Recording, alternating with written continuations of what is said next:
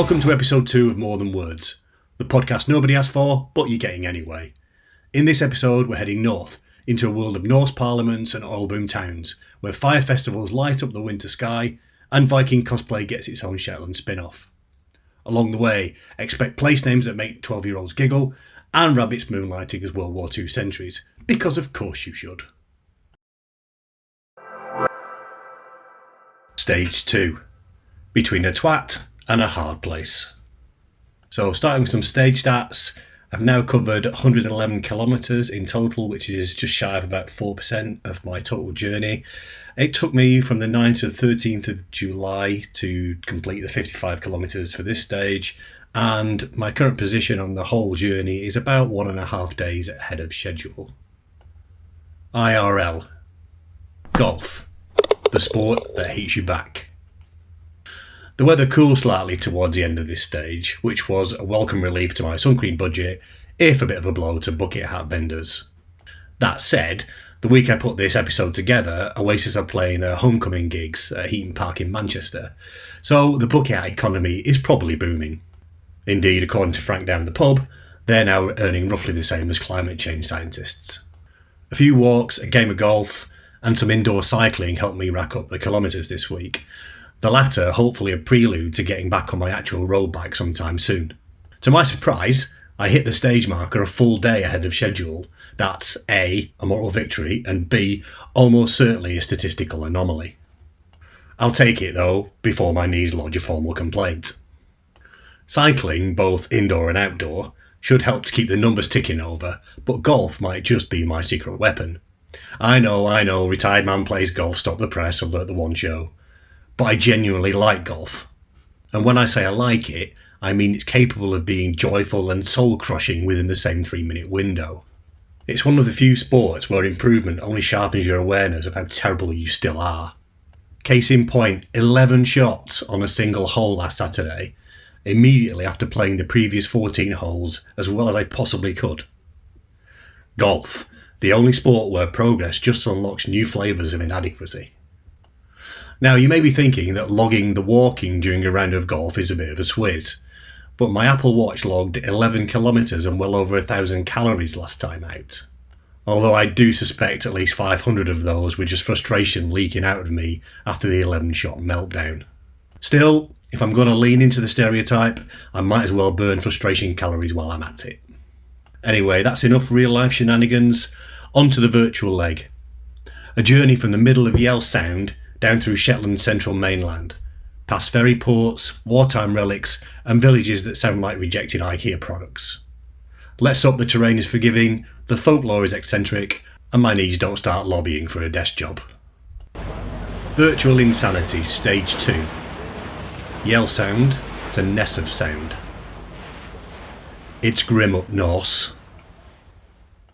Stage 2 takes us from the middle of Yell Sound down through Shetland's central mainland, a stretch that swaps remote crofts for ferry terminals, Norse parliaments, wartime air bases, and the occasional village with a name that makes tourists giggle and locals sigh. It's a route shaped by Viking lore, industrial upheaval, and the kind of folklore that involves drowned daughters and haunted locks. Bigger ambitions. We resume our journey midstream, crossing Yell Sound by ferry and threading between Bigger and Samfrey. These are not in fact minor Marvel characters, but uninhabited islands that once supported crofting life. Bigger, not to be confused with Biggie, though it is notorious among local seabirds, housed a couple of crofting families until the early 20th century before gracefully slipping into scenic disrepair. Its name likely derives from an Old Norse word meaning settled island, which makes the whole situation feel suspiciously like a discarded Alanis Morissette lyric.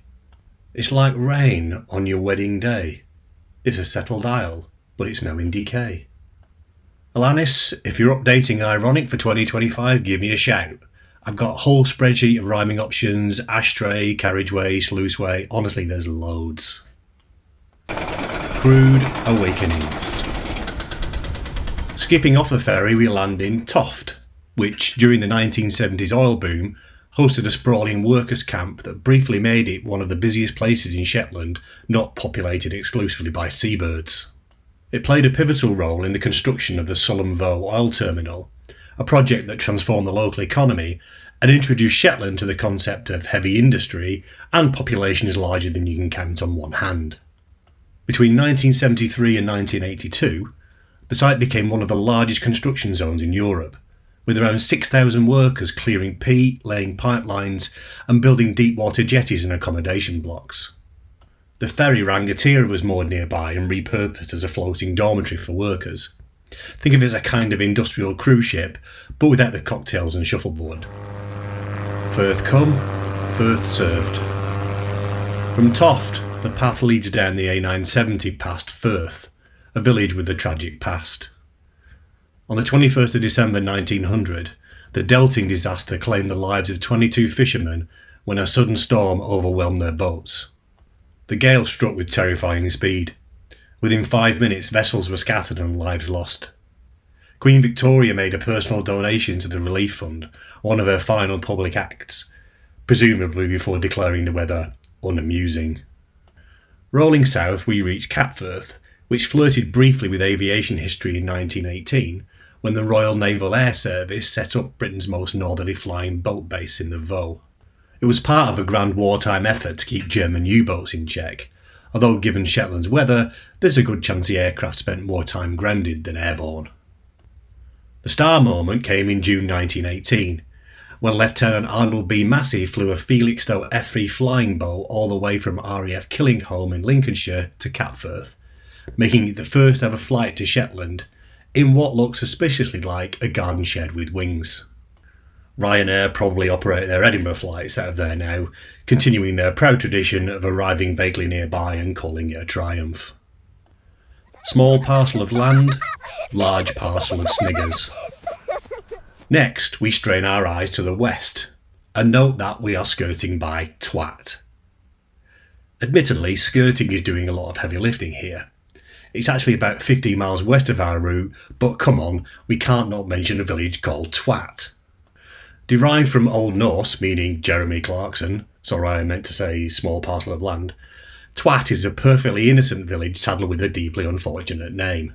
There's not much to the place beyond a few scattered houses and a signpost that gets photographed more than potholes on a neighbourhood Facebook group.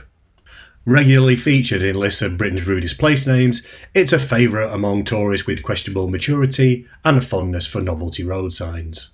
And don't try and tell me you wouldn't take a gurning selfie with the sign if you were passing by. I know I definitely would. The surrounding area is genuinely scenic, with walking routes, rolling hills, and the occasional sheep who's heard every joke a million times and is no longer impressed. Murder, she boat.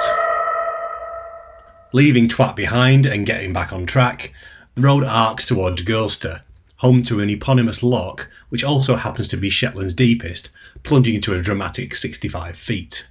Local legend claims that the loch's island is the burial site of, here we go, Gerhildr, daughter of Viking explorer Floki Vilgarthursson. Sorry about that. Who drowned here under mysterious circumstances. Now, if that's not a plot line for the TV show Shetland, I don't know what is.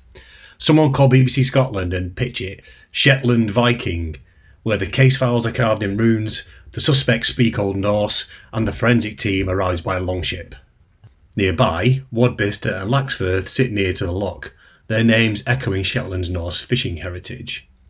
Lax means salmon, and the other word I can't pronounce means fjord, so Laxfirth is literally Salmon Fjord, which sounds like a Nordic death metal band that only sings about fish, or a very niche aftershave with notes of brine.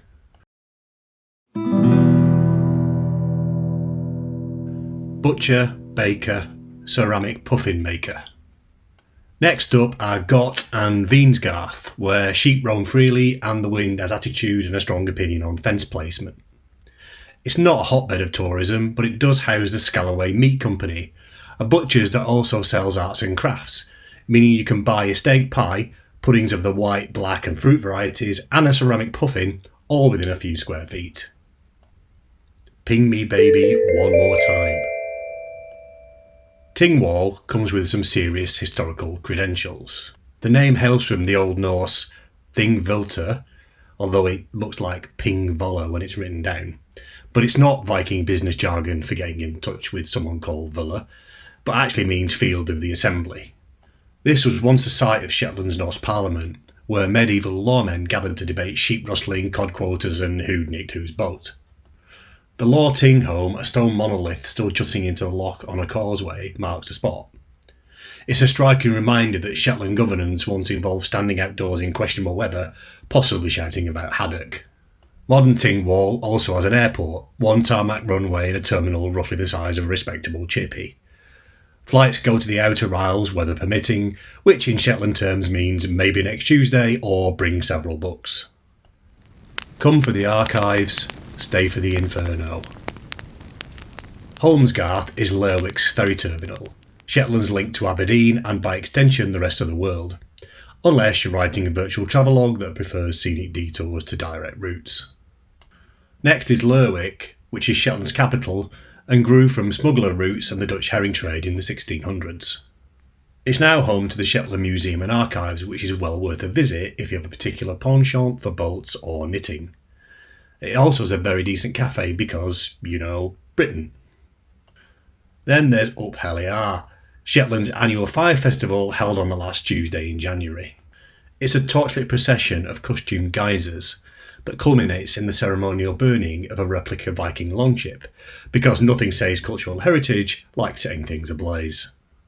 The largest celebration takes place in Lerwick, where up to 1,000 torchbearers march through the streets led by the Geyser Jarl, a local legend dressed as a Viking chieftain. Once the galley goes up in flames, everyone disperses to halls to perform skits, songs and dances into the early hours. The next day is a public holiday, presumably to allow for recovery, reflection and the slow creeping regret of those final swigs of Shetland real gin. Boom with a view. It's here we board the ferry from Shetland to Orkney, a journey that takes the average traveller about 5.5 hours, but will take us significantly longer thanks to our commitment to detours, digressions and dramatic pacing. We close this stage about 8 kilometres into the crossing to Kirkwall, just east of the Ness of Sand Coastal Battery, a World War II defence site built to protect Lerwick from German naval threats. These days it's a quiet viewpoint with remnants of gun emplacements and sweeping sea views, patrolled mostly by rabbits and the occasional hill walker. Seems like a fitting place to pause, reflect and wonder whether my knees will survive stage 3. See you next time.